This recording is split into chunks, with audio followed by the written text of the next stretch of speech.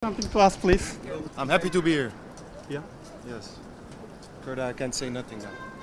thank you.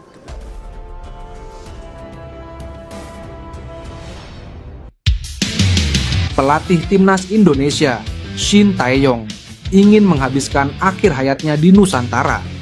Hal itu akan dilakukan jika mampu mengantar skuad Garuda menembus putaran final Piala Dunia 2026. Saat ini hampir memasuki tahun kelima sejak Shin ditunjuk sebagai pelatih timnas Indonesia pada Desember 2019. Pria asal Korea Selatan itu sudah merasakan pahit manis perjalanan bersama tim Merah Putih. Walau demikian, Shin saat ini perlahan meningkatkan kualitas timnas Indonesia untuk bersaing di kancah internasional. Fokus Shin saat ini adalah mengawal timnas Indonesia mewujudkan impian untuk tampil di Piala Dunia 2026. Ia mengaku siap menghabiskan sisa hidupnya di Indonesia andai skuad Garuda mampu lolos ke turnamen itu. Mungkin saya harus tinggal di Indonesia selama sisa hidup saya. Saya sangat suka tinggal di Indonesia, kata Shin. Kontrak Shin sejatinya masih menyisakan 3 tahun lagi, tepatnya hingga 2027. Ia juga mengaku sangat senang dengan dukungan positif yang selalu dilakukan supporter timnas Indonesia. Timnas Indonesia saat ini sedang berjuang di putaran ketiga kualifikasi Piala Dunia 2026 zona Asia. Dalam babak kualifikasi itu, 2 tim teratas akan langsung lolos ke Piala Dunia 2026. Sedangkan 2 tim peringkat ketiga dan keempat akan bertarung di putaran keempat kualifikasi. Seperti diketahui, pelatih Shin Tae-yong maupun PSSI tampak belum puas dengan skuad timnas Indonesia saat ini yang tengah berjuang di kualifikasi Piala Dunia 2026. Melalui agennya di Eropa, PSSI tampak mendelegasikan seseorang untuk terus memantau pemain keturunan, khususnya diaspora di Belanda. Hal ini dilakukan agar timnas Indonesia mampu bersaing di kualifikasi Piala Dunia 2026 bersama tim-tim kuat seperti Jepang, Australia, dan Arab Saudi. Pemain yang bisa menjadi opsi bagi timnas Indonesia ialah Jadon Oosterwolde, sayap kiri kesayangan Jose Mourinho di klub Liga Turki Fenerbahce. Sebelumnya, Shin Tae-yong dikabarkan pernah mendekati Jadon Oosterwolde. Saat itu, dia tengah menangani timnas Indonesia U19 pada 2021 lalu. Kendati demikian, Jadon Oosterwolde melalui agennya menegaskan bahwa dia masih belum bisa menerima tawaran timnas Indonesia karena berharap panggilan Belanda.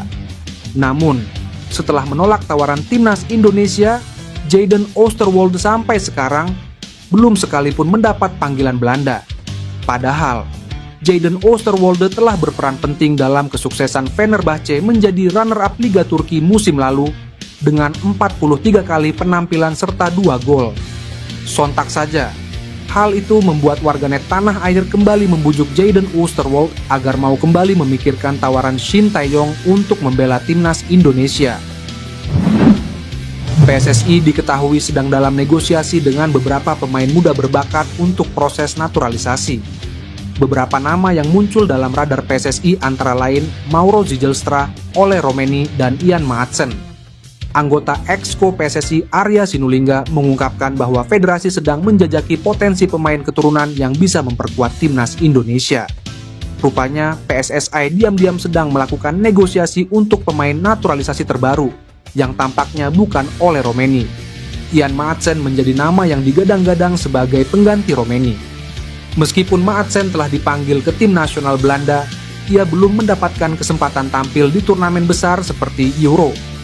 Pemain yang memiliki darah campuran Indonesia-Suriname ini mengungkapkan kekecewaannya dalam sebuah wawancara dengan Bein Sports karena belum mendapat panggilan dari tim senior Belanda.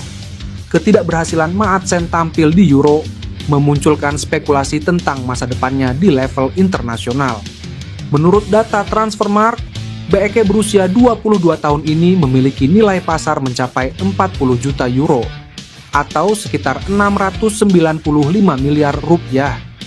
PSSI tentu memiliki alasan kuat untuk mempertimbangkan Maatsen sebagai kandidat naturalisasi bagi skuad Garuda mendatang. Selain kemampuan yang mumpuni, kehadirannya di timnas Indonesia diharapkan dapat membawa dampak signifikan bagi tim nasional. Mantan Presiden Inter Milan, Steven Zhang beri peringatan keras pada timnas Cina untuk tidak main-main dengan timnas Indonesia. Alasannya adalah karena Indonesia memiliki sosok Erick Thohir di belakangnya. Seperti diketahui, timnas Indonesia akan bersua dengan timnas Cina pada matchday keempat kualifikasi Piala Dunia 2026 zona Asia. Namun pada laga itu, Asosiasi Sepak Bola Cina dengan sengaja menggelar pertandingan itu di Stadion Qingdao yang berjarak 623 km dari Bandara Internasional Beijing. Melihat timnas Cina yang sampai berbuat culas untuk melawan timnas Indonesia, mantan Presiden Inter Milan asal Cina, Steven Zhang memberi peringatan keras. Pria yang memimpin Inter pada medio 2019 sampai 2024 itu menyebut untuk jangan main-main dengan timnas Indonesia. Sebab ia tahu bahwa Ketua Umum PSSI sekaligus orang di balik timnas Indonesia adalah Erick Thohir, sosok yang juga pernah menjadi Presiden Inter Milan. Steven Zhang paham bagaimana karakter Erick Thohir yang jauh lebih cerdas darinya.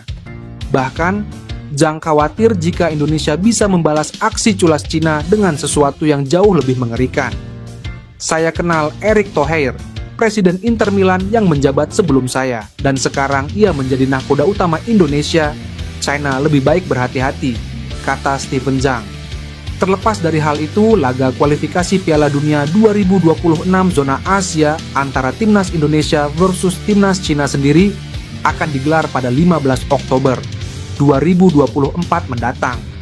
Di atas kertas, Cina jelas diunggulkan pada laga ini. Namun skuad Garuda bisa saja membuat kejutan.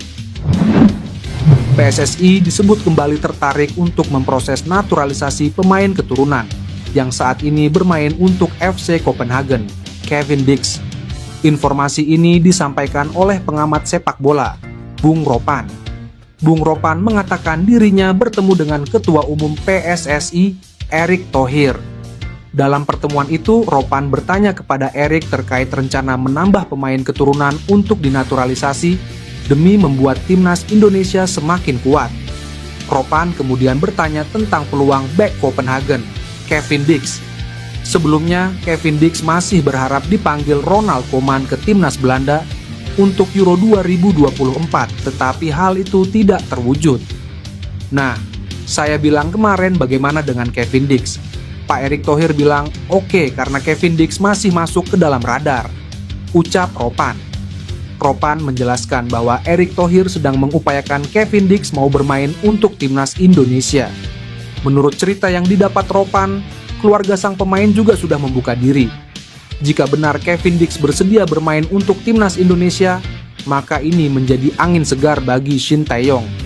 Pasalnya, timnas Indonesia akan bersaing di babak 3 kualifikasi Piala Dunia 2026 zona Asia.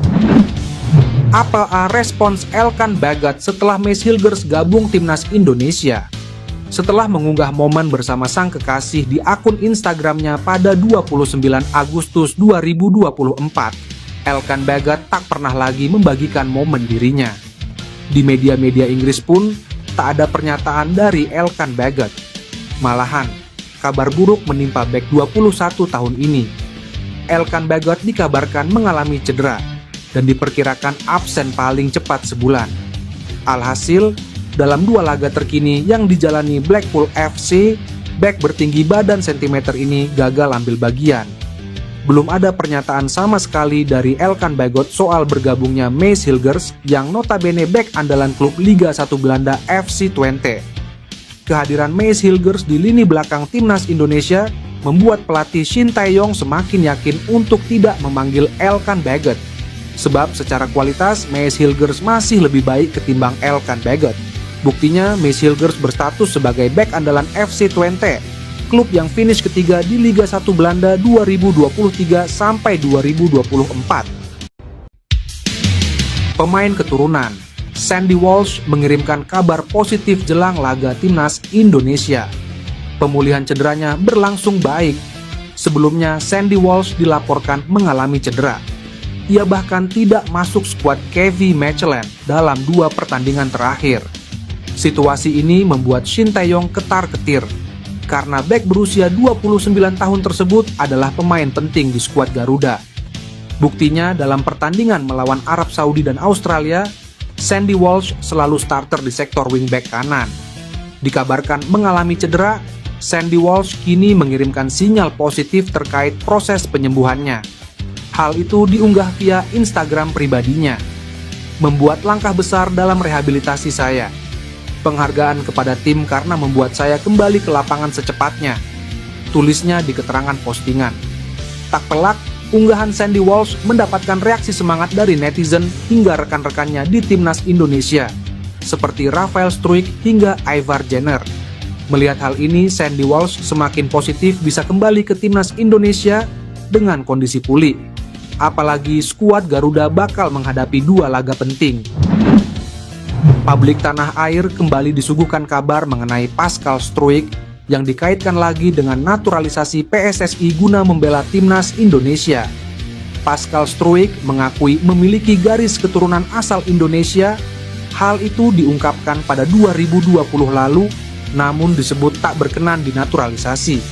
Saat itu Pascal Struijk menyebut kakek dan neneknya berasal dari Indonesia, yang saat itu masih bernama Hindia Belanda. Pascal Struijk pun terkejut dengan banyaknya kabar yang beredar mengenai garis keturunan yang berasal dari Indonesia.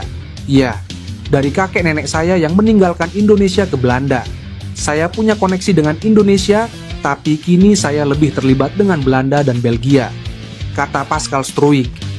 Kini kans Pascal Struijk membela timnas Indonesia dimunculkan kembali oleh salah satu media ternama Belanda, Voetbal Premier.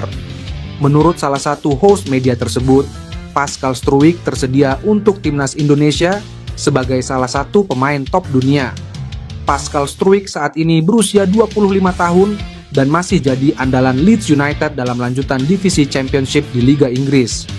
Pascal Struijk mengaku bahwa dalam satu momen ia merasa merindukan Indonesia, namun juga terkadang terasa biasa saja. Saya akui kadang begitu merindukan Indonesia, kadang pula tidak. Padahal, walau hubungan Indonesia saya hanya dari keluarga saja, saya tak pernah memiliki ikatan langsung dengan orang-orang di Indonesia, imbuhnya. Timnas Indonesia berpeluang memecahkan rekor milik Vietnam bila mampu meraih 1 kemenangan saja pada bulan Oktober 2024 dalam lanjutan kualifikasi Piala Dunia 2026. Rekor langka yang dimaksud yakni menjadi wakil Asia Tenggara dengan poin tertinggi di putaran ketiga kualifikasi Piala Dunia. Saat ini rekor tersebut dimiliki oleh Vietnam dengan torehan 4 poin. 2 lawan skuad Garuda di bulan Oktober adalah Bahrain dan Cina. Timnas Indonesia dipastikan akan menghadapi tantangan berat karena kedua laga tersebut digelar di kandang lawan. Selain itu, jadwal yang ada juga mepet. Timnas Indonesia bakal melawan Bahrain pada 10 Oktober 2024, lalu harus menghadapi Cina pada 15 Oktober 2024. Khususnya ketika menghadapi Cina. Cina kini menjadi satu-satunya tim yang selalu menelan kekalahan di grup C. Rinciannya yakni kalah dari Jepang 0-7 dan dipermalukan Arab Saudi 1-3. 2 kekalahan tersebut sekaligus mengantar timnas Cina ke dasar klasemen grup C. Timnas Indonesia akan mengumpulkan 5 poin yang berarti melampaui torehan Vietnam bila sanggup mengalahkan China. Meski begitu, peluang timnas Indonesia meraih kemenangan tetap terbuka.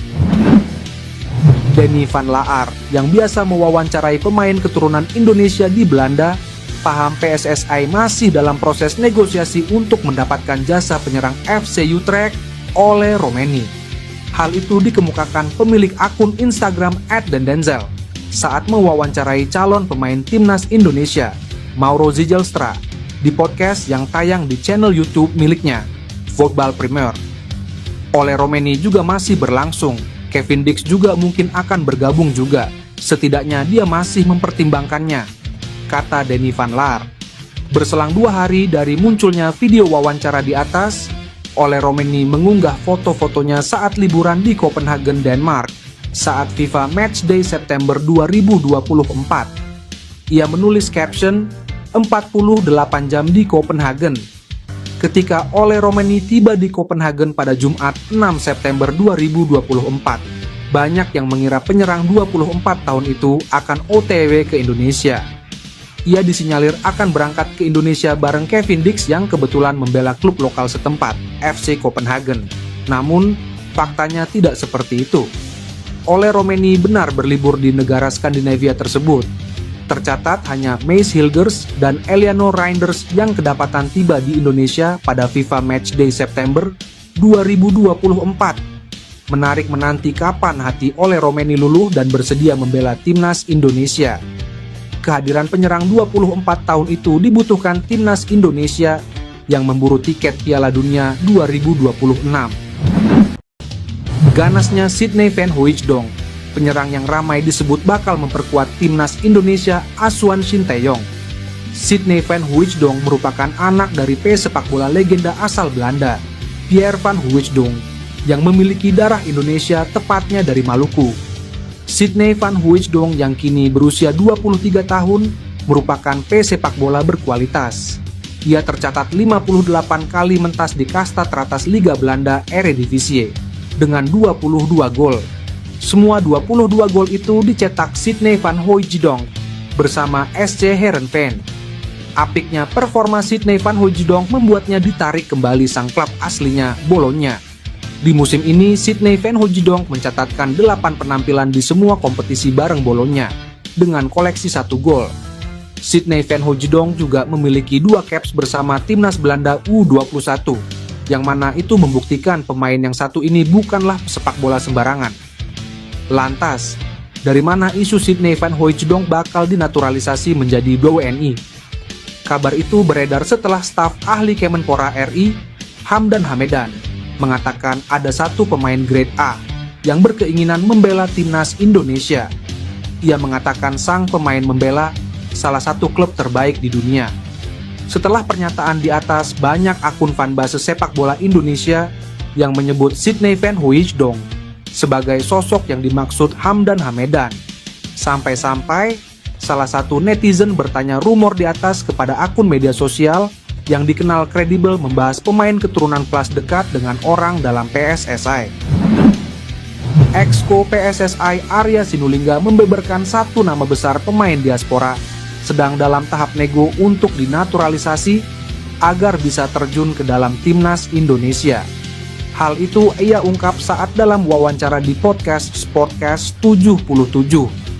Dugaan kuat menyasar kepada Ian Maatsen. Mengapa? Karena pemain ini memiliki harga pasaran yang sangat besar dan mentas di liga paling kompetitif yaitu Premier League. Diketahui, harga pasaran Maatsen itu adalah 695,27 miliar. Sedangkan pada musim ini dirinya dikontrak oleh klub Aston Villa semenjak masa peminjamannya di Borussia Dortmund telah habis. Ian Maatsen sendiri memiliki darah dan garis keturunan Indonesia terutama dari Jawa yang berasal dari ibunya. Selain itu, dia memiliki 2 paspor internasional yaitu Belanda dan Suriname. Lalu, peluang untuk Ian Maatsen diproses naturalisasi oleh PSSI. Apakah benar-benar bisa? Untuk saat ini belum ada kepastian. Namun pemain 22 tahun ini termasuk eligible. Karena Maatsen belum pernah sekalipun tembus masuk ke dalam skuad timnas Belanda yang senior. Bahkan, dilihat dari statistik pemain kelahiran tahun 2002 ini, dia tidak memiliki 1 caps apapun bersama timnas Belanda senior yang diasuh Ronald Koeman. Dengan demikian, dari semua informasi yang baru disebut di atas tadi, bisa ditarik sebuah kesimpulan bahwa peluang naturalisasi Ian Maatsen masih bisa terbuka. Keputusan Mads Hilgers memilih timnas Indonesia dan tampil gemilang saat FC Twente melawan Manchester United ternyata membuat supporter Belanda bereaksi. Bek berusia 23 tahun itu merupakan pemain kelahiran Belanda yang memutuskan untuk membela skuad Garuda ketimbang tim Oranje. Mads Hilgers resmi diperkenalkan menjadi calon pemain naturalisasi timnas Indonesia bersama dengan bek kanan PEC Zwolle, Eleanor Reinders pada 6 September 2024 lalu.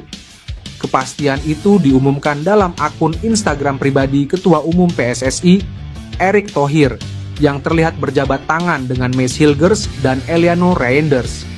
Menariknya, keputusan Mees Hilgers untuk memilih timnas Indonesia ketimbang Belanda justru mendapat sorotan tajam dari supporter Belanda. Hal itu diungkapkan oleh salah seorang warga Belanda dengan akun X Majstorovic. Ia mempertanyakan keputusan bek berusia 23 tahun itu yang dinilai terlalu cepat untuk memperkuat timnas Indonesia. Bahkan, netizen Belanda itu meragukan Mees Hilgers bisa bertahan untuk membela timnas Indonesia dalam waktu jangka panjang. Apakah terlalu dini jika pilihannya untuk Indonesia sebenarnya datang terlalu dini? Tulis akun X @Majstorovic. Di sisi lain, supporter Belanda lainnya menyebut Mees Hilgers lebih memilih timnas Indonesia karena kalah saing di skuad timnas Belanda. Sementara itu, ada juga yang memuji penampilan Mees Hilgers usai tampil apik saat membawa FC Twente menahan imbang Manchester United 1-1 di Liga Eropa. Calon pemain termahal di timnas Indonesia itu memang bermain Spartan sepanjang 90 menit di lapangan pada laga yang digelar di Old Trafford Kamis itu. Pelatih timnas Bahrain yaitu Dragan Talajic mengungkapkan kekhawatirannya jelang laga matchday kedua kualifikasi Piala Dunia 2026 zona Asia, ketika timnya harus menghadapi timnas Indonesia. Dalam pernyataannya, pelatih Bahrain mengakui bahwa skuad Garuda selalu mampu menghadirkan kejutan di setiap pertandingan, terutama dengan kehadiran pemain-pemain naturalisasi Eropa yang semakin memperkuat lini belakang dan tengah Indonesia. Saya terkejut melihat bagaimana Indonesia selalu mendapatkan pemain Eropa berkualitas. Kali ini, kehadiran Mees Hilgers dan Eliano Reijers di tim mereka menjadi ancaman besar bagi kami. Kedua pemain ini tidak hanya akan memperkuat pertahanan Indonesia, tetapi juga membawa stabilitas dan kreativitas di lini tengah. Mereka akan menjadi tantangan besar bagi Bahrain. Dragan Talajic secara khusus menyoroti Mees Hilgers dan Eliano Reijers, dua pemain naturalisasi baru Indonesia yang kini memperkuat lini pertahanan dan tengah skuad Garuda. Mees Hilgers, yang dikenal sebagai bek dengan postur tubuh yang kuat dan kemampuan membaca permainan yang luar biasa, menjadi perhatian utama Dragan Talajic. Kedatangan Mees Hilgers akan membuat pertahanan Indonesia jauh lebih solid. Dengan postur tubuh yang ideal untuk duel udara, ia akan menjadi tembok yang sulit ditembus. Di lini tengah, Eliano Reijers menjadi ancaman lain. Dengan visi permainan yang luas dan kemampuan umpan akuratnya, ia bisa menjadi otak permainan Indonesia yang mengatur serangan dengan sangat baik.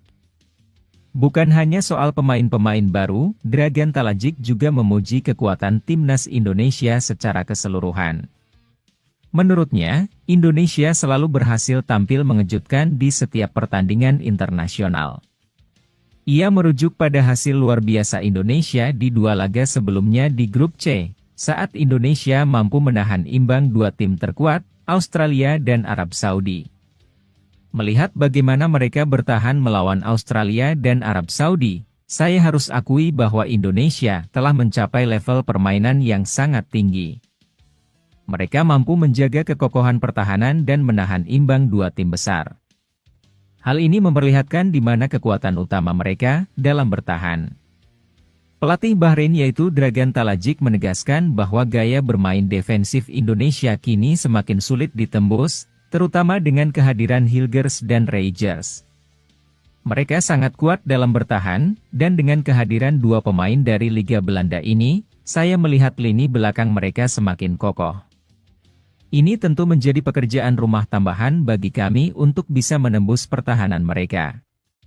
Dragan Talajic juga menambahkan bahwa duet antara Mees Hilgers dan Eliano Reijers di lini pertahanan dan tengah timnas Indonesia akan menjadi tantangan tersendiri bagi Bahrain. Menurutnya, kombinasi kekuatan fisik Hilgers dan kecerdasan taktik Reijers akan membuat Bahrain kesulitan. Bayangkan saja, Hilgers dan Reijers bermain bersama. Mees Hilgers di belakang akan memberikan perlindungan yang kokoh, sementara Eliano Reijers akan mengontrol lini tengah dengan umpan-umpan akurat. Duet mereka akan membuat tim manapun, termasuk kami, harus bekerja keras untuk menembus pertahanan Indonesia.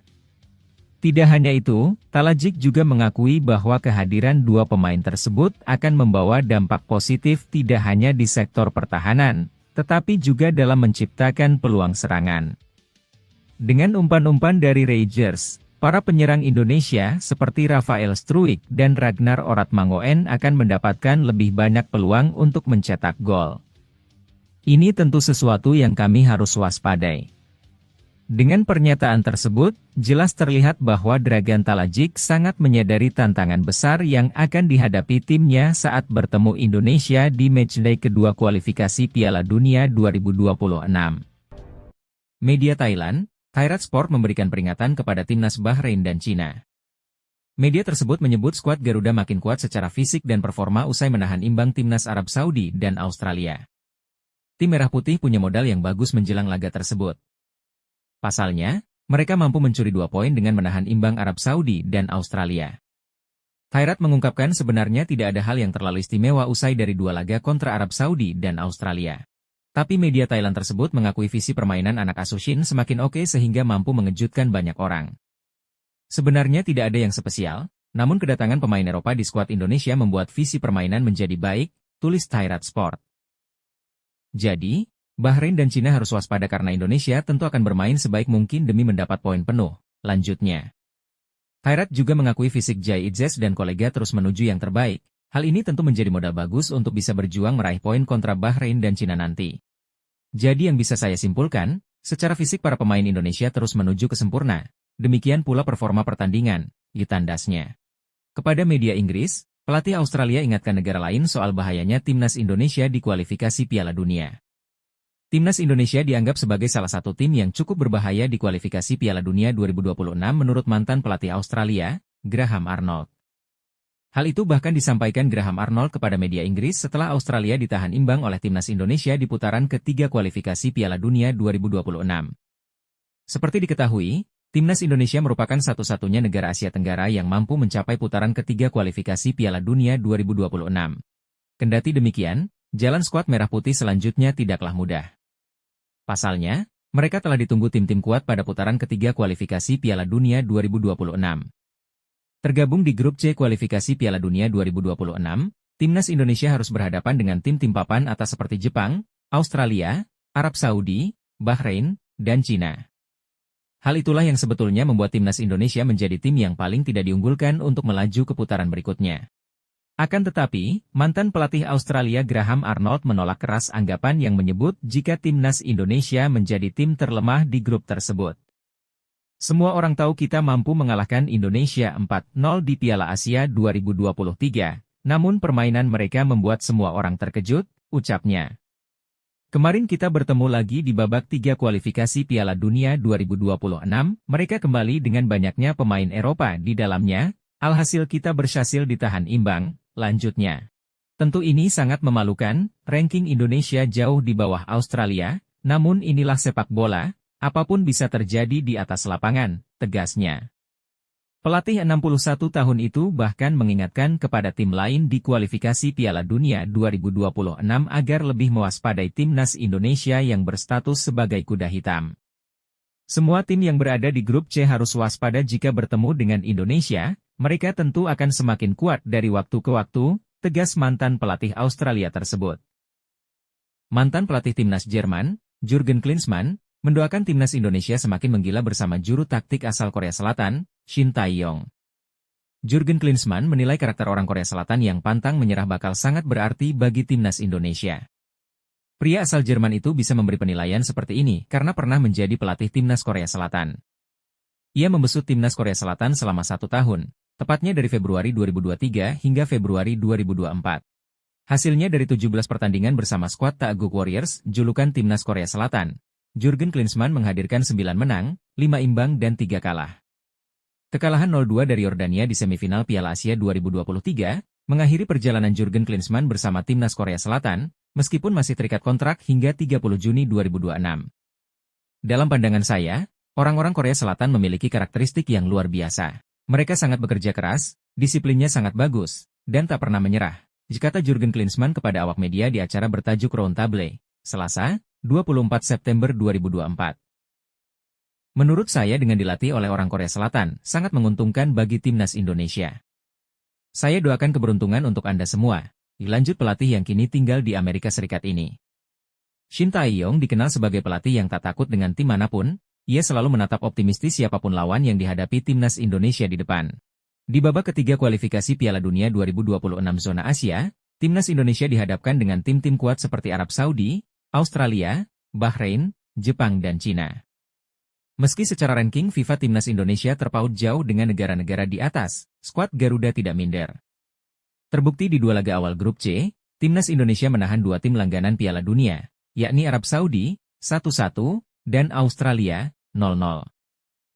Selanjutnya, timnas Indonesia akan tandang ke markas Bahrain dan Cina pada 10 dan 15 Oktober 2024. Ketua Umum PSSI, Erick Thohir, menargetkan timnas Indonesia merebut 4 poin dalam laga kontra Bahrain dan Cina. Jika 4 poin berhasil disabet, peluang timnas Indonesia lolos ke Piala Dunia 2026 semakin terbuka lebar. Erick Thohir mengatakan, timnas Indonesia berpeluang finish di posisi 2 besar grup C jika minimal meraih 15 poin. Berhubung sudah mengemas 2 angka, timnas Indonesia tinggal mencari 13 poin tambahan dari 8 laga tersisa. Profil calon bek timnas Indonesia, Mees Hilgers, disorot media Korea Selatan, MK Sports. Mees menjadi sorotan setelah memutuskan untuk berganti paspor dari Belanda ke Indonesia untuk memperkuat skuad Garuda. Shin Tae-yong punya satu lagi bek yang bermain di Liga Eropa untuk kualifikasi Piala Dunia 2026, ditulis MK Sports dalam judul. Ibu Mees Hilgers berasal dari Indonesia sejak tahun 2020 sebagai pemain Twente dan telah memainkan 87 pertandingan di Divisi 1 Belanda, termasuk babak playoff, mencetak 2 gol dan memberikan 1 assist. Mengesankan, ia diturunkan selama 72,2 menit per penampilan, padahal rekornya rata-rata sejak ia berusia 19 tahun, dilanjut media tersebut. MK Sport selalu mencantumkan statistik ciamik Mees di Belanda. Mereka juga mengulas kelebihan Mees yang juga berbahaya untuk pertahanan lawan.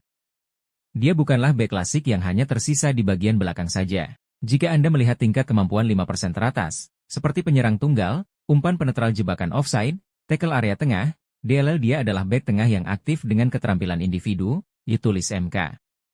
Kehadiran Mees Hilgers, menurut MK, akan membantu Shin Tae-yong menciptakan keajaiban di ronde ketiga kualifikasi Piala Dunia 2026. Semangat Indonesia semakin melambung seiring mengatasi inferioritas di laga pertama dan kedua grup C kualifikasi Piala Dunia 2026 dengan mengalahkan Arab Saudi 1-1 dan mengalahkan Australia 0-0 di kandang sendiri. Jika bek tengah Mees Hilgers yang setara dengan pemain Liga Inggris dan La Liga Spanyol bergabung, tim akan semakin kuat, ditulis MK Sports. Mees Hilgers akan menjalani sumpah menjadi WNI di KBRI Den Haag pada 30 September. Sumpah digelar di Belanda karena padatnya jadwal pertandingan Mees yang akan berlaga di Liga Belanda dan Liga Eropa. Mees akan disumpah bersama Eliano Reijnders, adik bintang AC Milan, Tijjani Reijnders. Proses naturalisasi Mees Hilgers dan Eliano Reijnders termasuk kategori istimewa. Bahkan pengambilan sumpah keduanya pun akan dilakukan di Kedubes RI Den Haag untuk mengejar tenggat pendaftaran pemain ke AFC dan FIFA.